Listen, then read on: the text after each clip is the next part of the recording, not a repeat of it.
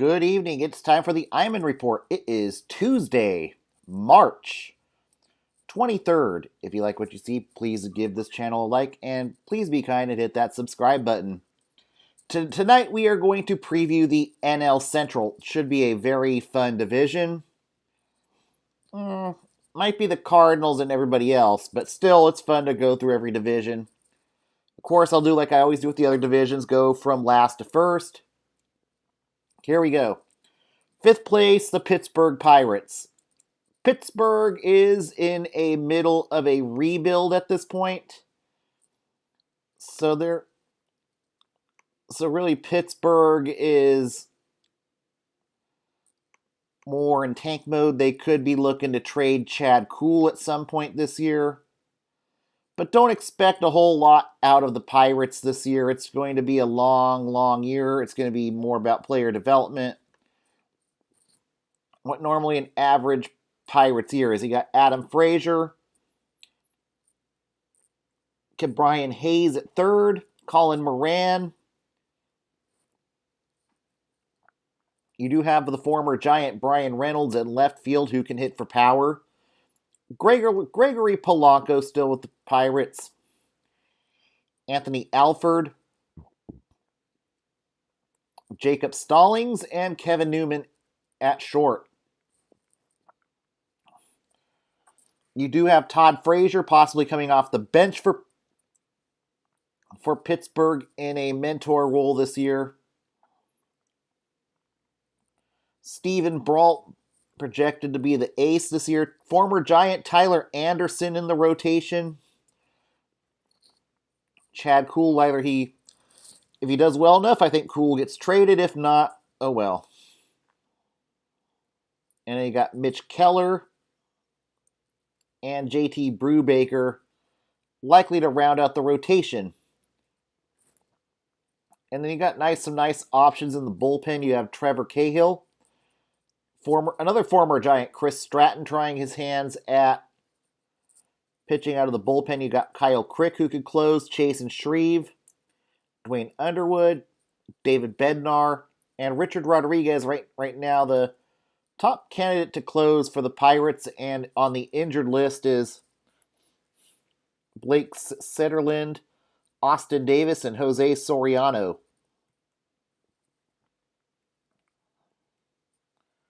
Some minor league players to watch out for this year.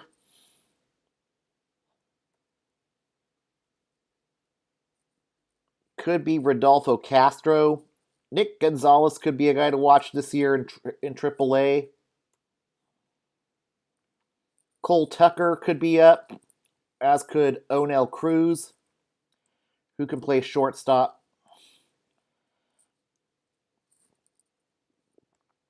Jared Oliva could be one of the first guys to get called up this year for Pittsburgh. Miguel Yajur could be called up at some point. You got Sean Poppin, who will be in AAA this year. So Pittsburgh does have some options as in terms of rebuilding, calling up players. But don't expect a whole lot of winning from Pittsburgh this year. They'll probably win maybe 65 to 70 games this year. Floor closer to 60 games. I'm going to have them around 67 wins this year. That's where I've got Pittsburgh. Fourth place, the Milwaukee Brewers. The Brewers do have some pop in their lineup, but they do lack the arms in the rotation. So we'll see how much bullpenning Craig Counsell can do this year for the Brewers.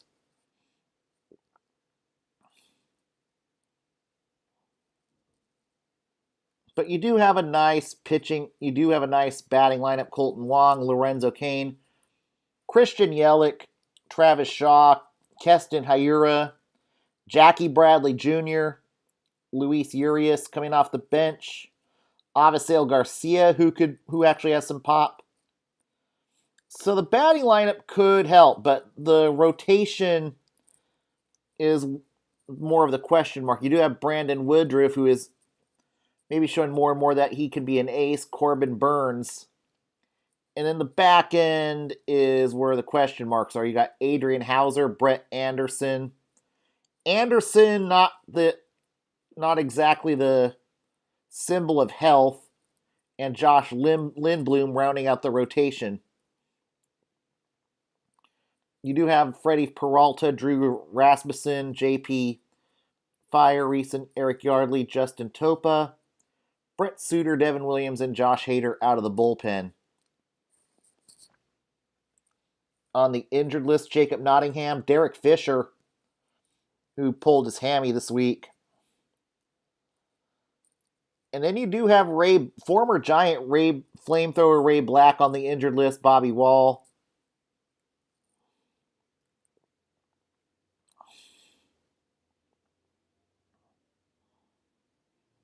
But they will certainly be looking for guys that could crack the rotation this year out of AAA. And then Corey Ray could be a guy to watch in AAA this year for the Brewers. But Eric Lauer could be a guy that could potentially crack the rotation. Jordan Zimmerman could be a guy that could pitch out of the bullpen. Zach Godley, another guy who could be on the back end of the rotation if need be, or if nothing else, he could be the swingman out of the bullpen. Aaron Ashby could be a guy to watch this year in AAA for the Brewers. You got Alec Bettinger. So if all things go well, this could be a team that could be around 500. Floor around 70 wins. I think they'll win around 75 games this year. The bats will definitely keep the Brewers around, but the pitching's not exactly the greatest for Milwaukee. Third place, the Cincinnati Reds. The Reds did lose a little bit of their starting rotation this offseason, so they are weakened a bit in the pitching. But this is still a fun up-and-coming team in Cincinnati.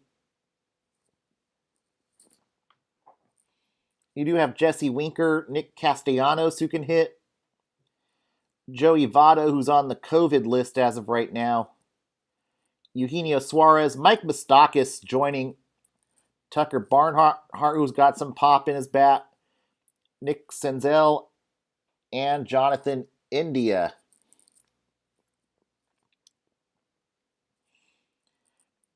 Rotation is going to be leaking oil to start the year. You've got Luis Castillo, who can get you some quality starts. So Castillo is going to be tasked upon eating some innings. Tyler Mahle could get you some innings. The oft-traveled Wade Miley, 3 in the rotation. Michael Lorenzen. And then Jeff Hoffman, who might not pitch well, but you do have a good bullpen in case you do need to go into bullpen games. You have Carson Fulmer out of the bullpen, Noe Ramirez, TJ Antone, Sean Doolittle, Lucas Sims, and Amir Garrett, your closer. Brandon Bailey, who will be back maybe at some point this year. Brandon Bailey, who might be gone. Sonny Gray, maybe they get Sonny Gray back by the end of the year. Who knows about him? But it's going to come down to who can pitch out of AAA and who can possibly earn some spots out of the rotation. You could see Jose Garcia up with the Reds at some point this year.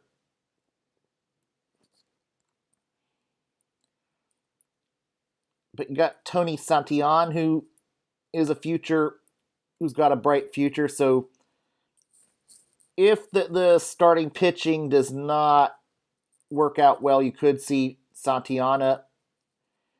Brandon Shipley, who could probably pitch out of the bullpen for Cincinnati, or you could use him as an opener.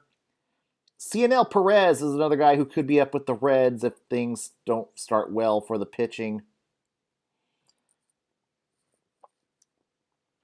Jared Solomon, who will probably start the year in Double-A. and Nick Lodolo. So that is Cincinnati. Cincinnati could, at best, perhaps contend for a wild card. I think ceiling's around 85 wins. Floor, 70 wins. I'm going to say 81 wins. They're going to be right around 500. That's where I've got the Reds this year. 81, no playoffs. Second place, the Chicago Cubs. And it's probably going to be a distant second to St. Louis. Chicago did lose a lot of pitching this offseason. They did lose Jose Quintana. They've lost Yu Darvish. They lose John Lester. So it is going to be a completely different rotation. But the batting lineup is still not that bad. You've got Ian Happ, Wilson Contreras, Anthony Rizzo, Chris Bryant, Jock Peterson. Coming from the Dodgers, Javi Baez, Jason Hayward, and Nico Horner. And then Eric Sogard, who can get some pop off the bench. But returning to Chicago is Jake Arrieta, who's looking to return to form this year.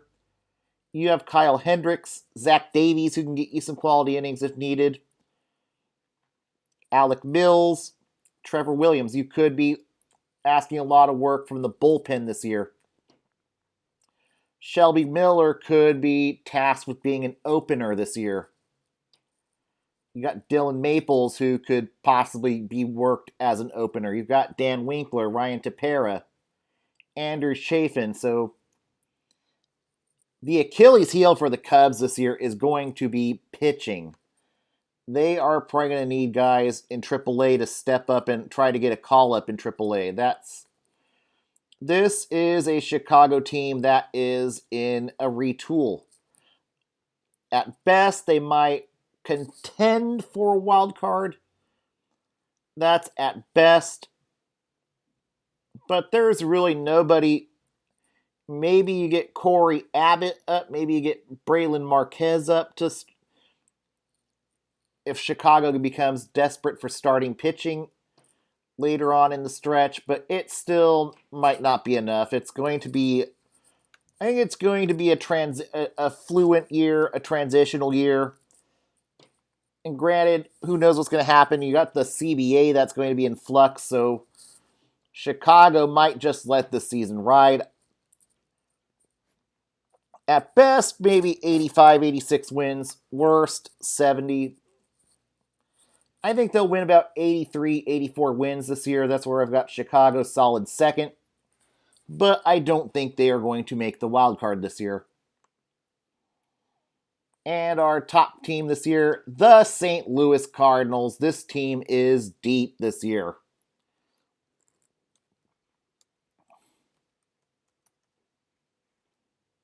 This is a very deep Cardinals team. There's definitely no way that the Cardinals should miss the playoffs this year.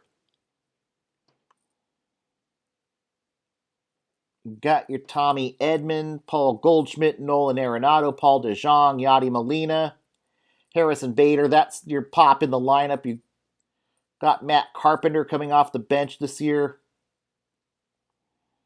Jack Flaherty back. You got Adam Wainwright. Maybe Wainwright can get you 6 innings. Carlos Martinez coming back. Kwang Hyun Kim and John Gant rounding out the rotation for now. Alex Reyes closing. Andrew Miller, who could be the closer. Giovanni Gallegos. Jordan Hicks. Ryan Helsley. Tyler Webb. Daniel Ponce de Leon, who could be put in the swingman role. And the Cardinals will get better as the season goes on. You got Miles Mikolas, who could be back with the rotation sometime in the 2020, later in the season. Dakota Hudson coming from Tommy John. Dakota Hudson will be back with the St. Louis Cardinals at some point. And of course, their pipeline always comes up with a pitcher or two in there. You could see Genesis Cabrera up with the Cardinals at some point.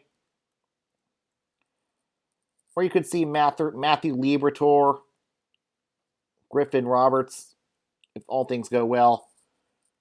But this is a deep and solid Cardinals team. There is no doubt they are going to make the playoffs. It's just a matter of how far or how quick are they going to run away with the NL Central. They are the class of the Central. I don't think there's anybody that's even going to compete with the Cardinals this year. Their ceiling could be around 100 wins. The floor around 90 wins. I've got them about a solid 97 wins. Cardinals win the division. By September, they will be in the nice catbird seat of resting players. And that's how I've got the preview for the Central. Sunday, hopefully I'm not super busy this week. Sunday, we preview our last division, the NL West. Everybody have a great night.